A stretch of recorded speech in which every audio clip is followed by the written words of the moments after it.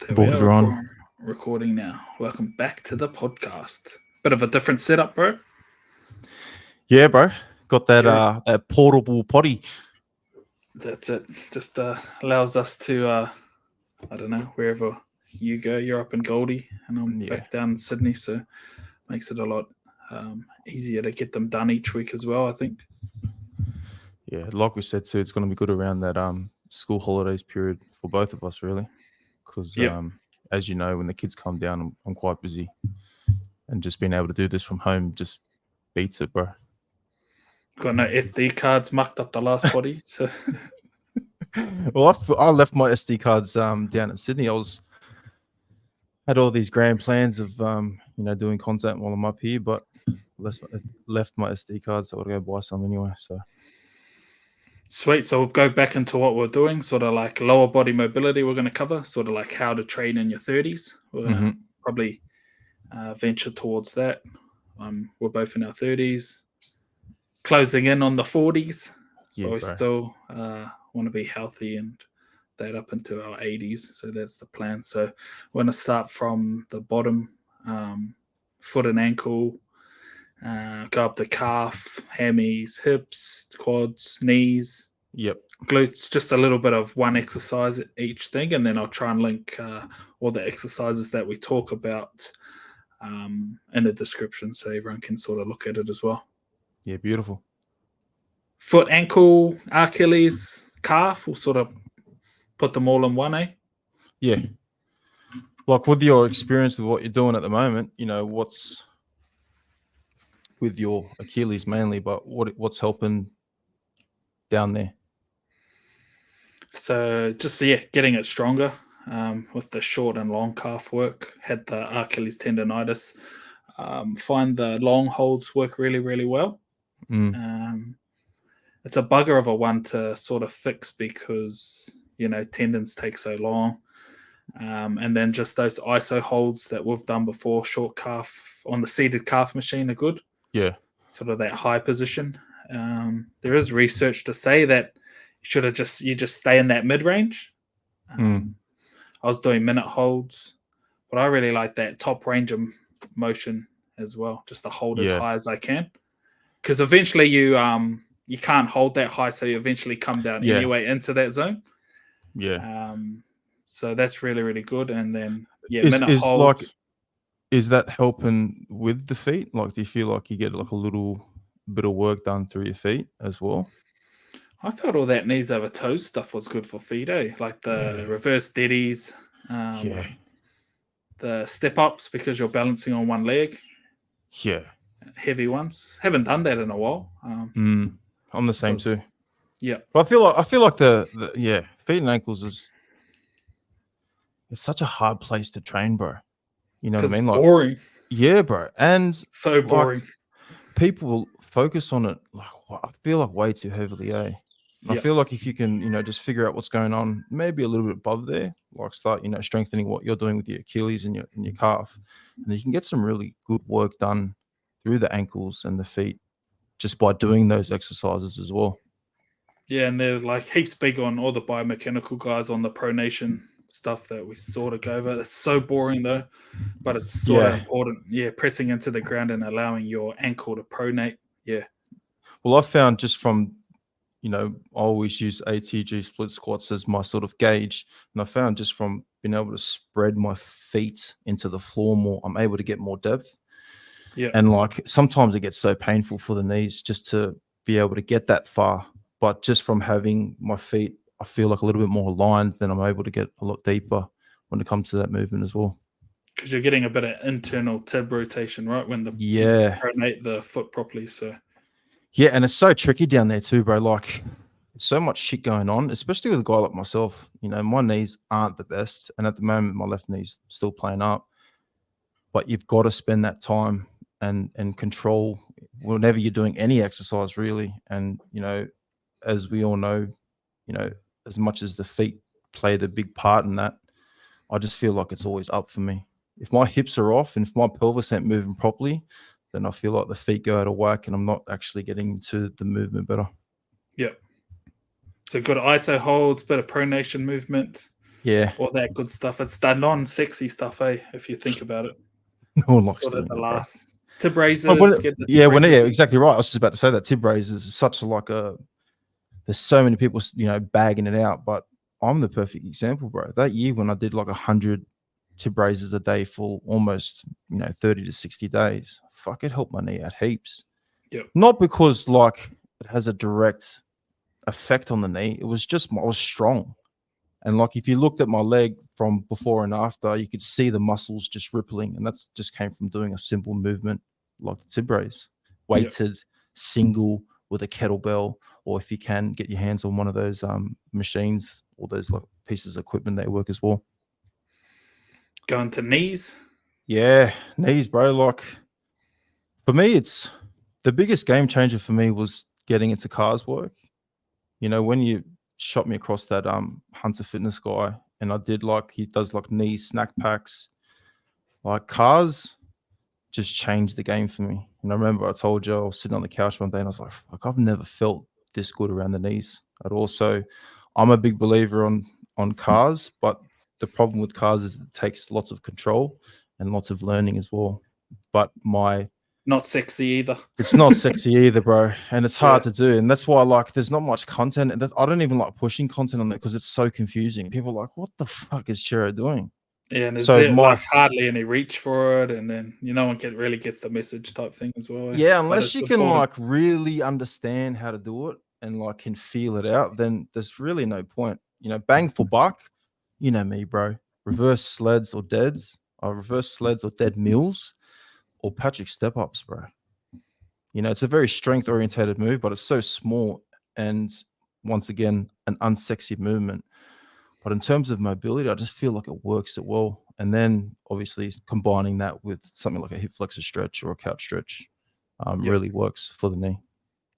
Yeah, because the knee's connected to your hips and everything as well, right?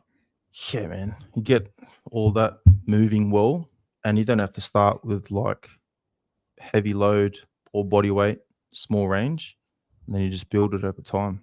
I know my knee's not the best that it could be at the moment because I'm not hitting my targets when it comes to things like my dead mills, my sleds, doing my cars work before it, and then hitting my paddy step ups as well. Yeah. We'll go into hammies. We love our elephant walk Jefferson curl combos, eh? The fucking game changer, bro. Sort of the elephant walks teaches that knee extension, locking that knee. Yeah. And then it goes well with the Jefferson curl. It's probably the best combo to be able for guys to touch their toes. And we hammer it for all our Well, because clients. for the Jefferson curl, right? This is the way I think about it. For the Jefferson curl, people have problems with locking their knees out. But with the elephants, you actually practice locking your knees out. So combining that together, and then obviously with the Jefferson, you're just getting that rolling or bending of the spine. They work really well together. And it's a perfect one to get a form check with because bro. The guys with tight hammies don't know how to lock their knees. So they're not targeting their hammies or stretching their hammies because their knees are bending and using other things. Yeah, and you can't compromise. That's a good point too, bro, because I've noticed with a lot of my clients, they compromise knee bends with movements like Jefferson and elephant walks for how far they can bend over. You don't want that. Yeah. Work within a range that works for you. So even if you're going down to your shins and holding your shins for your elephant walks, then that's the height that you start from. And then you combine that with the Jefferson curls with a little bit of weight and gravity on your side. You're able to get a little bit lower, and then eventually you're touching the ground, punching the ground, and then palms through the ground. And then strengthening hammies, we love a Nordic. I haven't been doing Nordics actually, but they're super good. And then those the David Gray sort of ISO single leg, double leg, hold on the roller. They fucking find you out, those ones, bro. Yeah. I remember the first time you're like, Cherry, try this. Like, oh, fuck, I'm cramping, bro.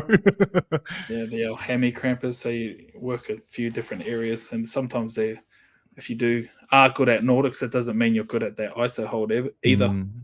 Because I feel like with Nordics, you can sort of get away with a bit of help from other parts. But whereas the ISO holds this, bro, you can't hide.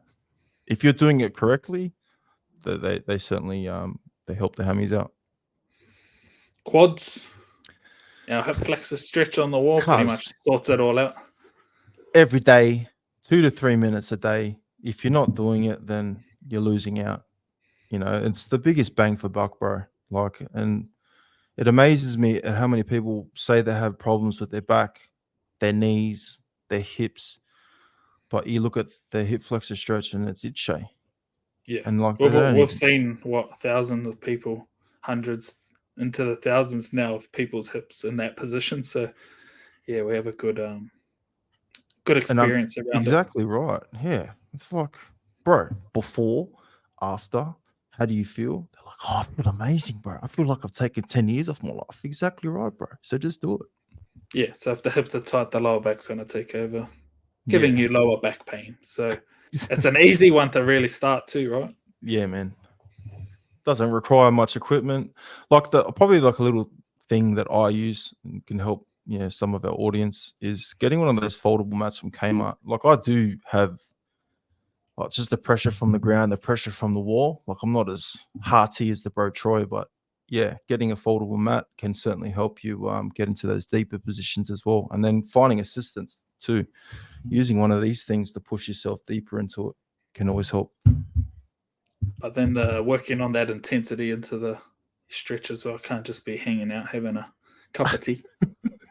Fucking no. You can have a cup of tea when you can hold the movement for 2 minutes with your shoulders back to the wall, bro.